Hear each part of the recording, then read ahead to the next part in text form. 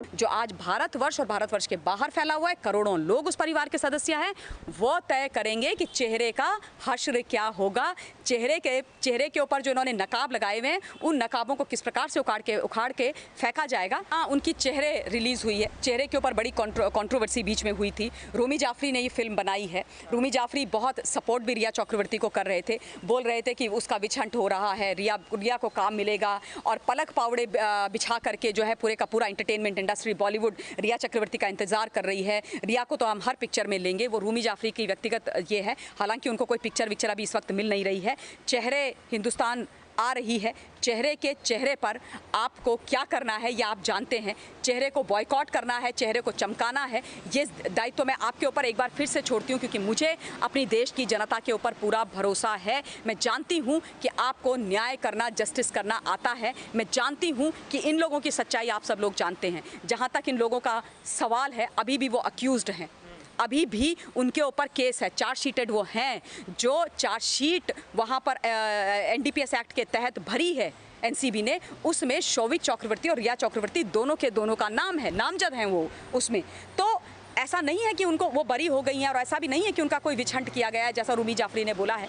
लेकिन ये पिक्चर है जिसमें बड़े बड़े लोग हैं, अमिताभ बच्चन जी से लेकर के न जाने इमरान हाशमी और न जाने कौन कौन लोग हैं। मैं हिंदुस्तान से ये बोलना चाहती हूँ कि दोहरे मापदंड वाले लोग, वो लोग जिन्होंने आपके सुशांत का साथ नहीं दिया, वो लोग जिन्होंने सुशांत के साथ गलत किया, वो आपके कटघरे में आने वाले हैं, आपकी अदालत में आने वाले हैं अपनी पिक्चर के माध्यम से। पिक्चर का नाम चेहरे है। चेहरे के साथ आपको क्या करना है हिंदुस्तान, ये आप लोग बहुत अच्छी तरीके से जानते हैं। मुझे ज़्यादा बोलने की इस पर आवश्यकता नहीं। बार बार ये बात कही जा रही है कि रिया पे मीडिया ट्रायल चलाया गया था। इमरान हाशमी भी सपोर्ट में आए, कह रहे बेचारी रिया है, उस पर इस तरीके से मीडिया ट्रायल नहीं। किस बात का मीडिया ट्रायल हुआ है भाई? इन लोगों से ज़रा पूछा जाए किस बात का मीडिया ट्रायल हुआ है। और मुझे बड़ा आश्चर्य होता है इन लोगों के कुछ ये जो, अगर इमरान हाशमी ने ये बोला है, या जो भी कुछ और इंटरटेनर्स हैं, रूमी जाफरी वगैरह, ये बोलते हैं कि मीडिया ट्रायल हो रहा है, ये किसी तरीके का विच हंट हो रहा है। मैं इन लोगों से ये पूछती हूँ, जब पेपराजी इनके पीछे भाग रही होती है, मीडिया वाले इनके फोटोज़, इनके क्या जिम लुक, इनका एयरपोर्ट लुक, इनके खाना खाने वाला लुक, इनके सोने वाला लुक, इनके रोने वाला लुक खींचने के लिए खड़ी रहती है, तब इनको मीडिया बड़ी अच्छी लगती है, तब इनको पेपराजी बड़ी अच्छी लगती है, तब ये कोई इस तरीके की बात नहीं करते। लेकिन जहां पर इनकी गलती होती है और इनकी गलतियों को उजागर कर दिया जाए, तो मीडिया इनको सबसे बड़ी दुश्मन लगने लग जाती है। राज कुंद्रा के केस में भी यही हुआ, और रिया चक्रवर्ती के केस में भी यही हुआ। आप मुझे ये बताओ, अगर हिंदुस्तान की जनता ने आवाज़ उठाई है, या मीडिया ने आवाज़ उठाई है, चाहे सोशल मीडिया प्लेटफॉर्म हो, चाहे मेन स्ट्रीम मीडिया हो, उन्होंने सुशांत की मृत्यु के पहले और जब तक रिया चक्रवर्ती का नाम एनडीपीएस एक्ट के तहत तमाम चीज़ों में नहीं आया, उसकी व्हाट्सएप चैट नहीं निकली, चीज़ें नहीं बाहर निकल कर के आई थी, तब तक कौन बोलता था भाई? कौन जानता था रिया चक्रवर्ती को?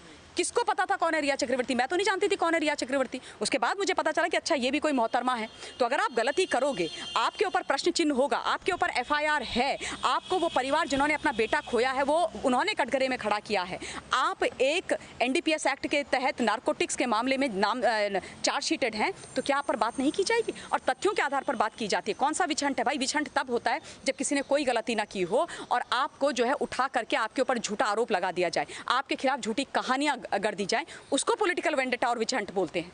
उसको बोलते हैं विछंट। तो हुआ है सुशांत के पिताजी का, एक 74 वर्ष के वृद्ध आदमी का विछंट किया इन्होंने। उनके बारे में कितनी गंदी गंदी बातें बोली उन्होंने। दूसरा विवाह किया, उनके अपने बच्चे के साथ, बेटे के साथ अच्छे संबंध नहीं थे, ये नहीं था, वो नहीं था। इनकी जो पीआर एजेंसी कर रही थी वो विछंट होता है पवन, वो। हाँ। ये भी एक सवाल है, इसमें पूरे पहलू में जुड़ता है। और आखिरी मैं आपसे सवाल करूंगा कि रिया चक्रवर्ती का महेश भट्ट से बहुत पुराना रिश्ता है, दूसरी तरफ इमरान हाशमी और महेश भट्ट का भी आप जानते हैं और सभी जानते हैं, तो क्या ये इसी वजह से ये मूवी में मौका मिला है और क्या उसके पीछे भी कोई कनेक्शन है कि इमरान हाशमी सपोर्ट? हाँ, हो सकता है, बिल्कुल हो सकता है, बिल्कुल हो सकता है, क्योंकि मुझे अभी तक याद है रिया चक्रवर्ती ने एक फ़ोटो डाली थी जिसमें उसने महेश भट्ट को ऐसे हक किया हुआ था, ऐसे करके, और उसमें कैप्शन डाला था मेरा बुढ़ा। तो मुझे तो अभी तक वो कैप्शन खैर समझ में ही नहीं आया। अगर आप अपने पिता को भी के लिए भी लिखेंगे तो मेरा बुढ़ा तो नहीं लिखेंगे ना, है ना? अगर आपके पिताजी, चाचा जी के बारे में आप लिख रहे हैं, मेरा बुढ़ा लिखेंगे आप कैप्शन डाल के? तो वो कैप्शन है, अब वो कैप्शन है, अब भाई उससे पता लगता है कि ये लोग बहुत कंफर्टेबल हैं, बहुत क्लोज हैं एक दूसरे के साथ, बड़ा अच्छा इनका रिलेशन है। और इमरान हाशमी और भट्ट साहब का तो रिलेशनशिप सभी जानते हैं। तो ऑब्वियसली कहीं ना कहीं कुछ ना कुछ प्रेशर है, ऑब्वियसली कहीं ना कुछ कनेक्शन है। पिक्चर भी मिली है, रूमी जाफरी की अभी बेटी की शादी या कुछ हुई थी उसमें रिया चक्रवर्ती गई थी, तो वहाँ पर भी उनके अच्छे रिश्ते हैं। आप काम दीजिए, आपको देना है काम, आपकी पिक्चर है, आप दीजिए, जनता का जो काम है वो जनता करेगी। आपने पिक्चर बना ली, जिसको लेना था उसको ले लिया। अब जो extended family of Sushant Singh Rajput है, सुशांत सिंह राजपूत का परिवार जो आज भारतवर्ष और भारतवर्ष के बाहर फैला हुआ है, करोड़ों लोग उस परिवार के सदस्य हैं, वो तय करेंगे कि चेहरे का हश्र क्या होगा। चेहरे के ऊपर जो इन्होंने नकाब लगाए हुए हैं, उन नकाबों को किस प्रकार से उखाड़ के फेंका जाएगा, वो जनता जनार्दन तय करेगी। मुंबई की पुलिस का सवाल है, मैं एक बात तो बोल देना चाहती हूँ कि सारे लोग महाराष्ट्र की पुलिस में या मुंबई की पुलिस में खराब हैं, ऐसा नहीं है।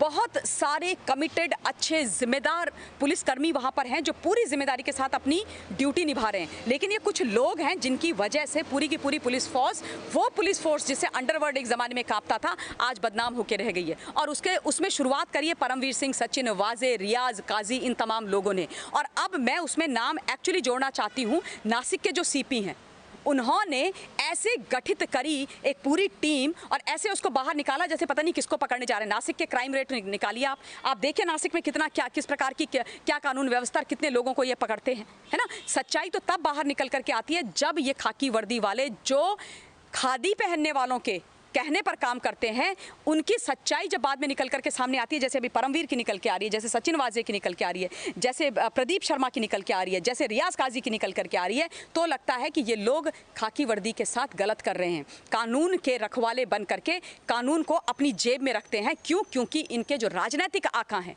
वो इनसे वो करवाते हैं जो वो चाहते हैं। और इसलिए जो आपने प्रश्न शुरू में किया कि वहाँ पर ऐसा क्यों लगता है कि जो पुलिस वाले हैं वो दोहरे चरित्र के हैं, तो वो कुछ ऐसे लोग हैं जिन्होंने नेताओं को अपना आका मान लिया है, जो ये भूल गए हैं कि उस कुर्सी पर बैठे हैं वो तो इसलिए बैठे हैं ताकि वहाँ की जनता की वो सेवा कर सके। खाकी वर्दी जो उन्होंने पहनी है वो नेताओं के लिए और किसी पॉलिटिकल पार्टी के लिए नहीं पहनी है, वो जनता के लिए पहनी है। उन्होंने जो शपथ ग्रहण करी थी वो किसी राजनीतिक पार्टी को सर्व करने के लिए नहीं करी थी, उन्होंने जनता के लिए करी थी। और मैं एक बात और साफ कर दूं, इन लोगों को ये दिमाग में डाल देना चाहिए कि भैया आप शिवसेना के कार्यकर्ता नहीं हो, आप पुलिसकर्मी हो, आप पुलिस अधिकारी हो, आप इस देश की जनता की सेवा करने के लिए आए हो। इस गलतफहमी से बाहर निकलिए कि ये राजनेता आपको बचाएंगे, नहीं बचाएंगे। जब इनको आपसे कोई प्रॉब्लम होगी या कहीं फंसोगे तो जो हाल आज परमवीर सिंह का हो रहा है, जो आज उसको बचाने के लिए नहीं है, उसी मुंबई में जहां पर वो सीपी हुआ करता था, आज आप देखिए कितनी सारी